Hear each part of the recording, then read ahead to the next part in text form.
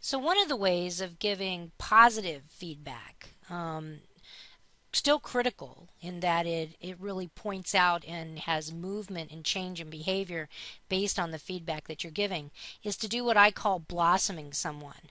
And a typical way to do that is that you, first of all, you're looking for, let's say that you've had a time that you've given some critical feedback and you've really made some suggestions on what can change, let's say in the way that a student's working in the classroom, the way that a particular teacher is functioning, the way your kids are acting at home. And so one of the things you do is you really examine what they're doing. You pay close attention to it, and you're looking for evidence that things are shifting, that you're seeing the kinds of behavior that you want replicated. So the second thing you do is you expose that behavior. You say specifically what they did. As educators, we're guilty of constantly doing things like saying, good job, way to go, love it, yeah.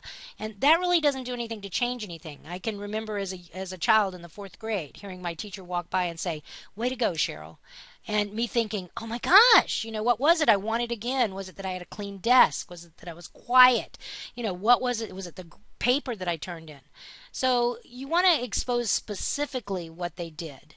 So Marilyn, what I've noticed about you is that your questions and your comments, while they are short and readable because of the length of them, your words are so powerful. You pack so much in to a few sentences, and they're very deep, they're very specific, and I really like the way that you are responding with such clarity and with such a critical eye to the posts in this class. So I'm exposing what you specifically did. Then I'm going to tie it to emotion, because it can't just be a head thing. There's got to be feeling involved in it. So I'm noticing the way that you're catching up in the class as a new student, and I'm exposing what you did that I want to see replicated with others or in yourself. I really like the way you're responding to these posts. I love the specificity. I love the clarity. I love the way that you really go deep in the learning, and that makes me feel so excited. I am so moved that that somebody gets the deep learning piece, and that's not easy to do when you're going through as much content as you are trying to catch up. Now here's the piece that's really important. When you're blossoming somebody, just because you tell them good job or I love what you did, or even this is why I love what you did, it doesn't move them into the future. It isn't going to help them with the becoming. And it's about learning to be. That's just as important as learning about. So the expectation piece is the way that you blossom them by telling them what you expect out of the future.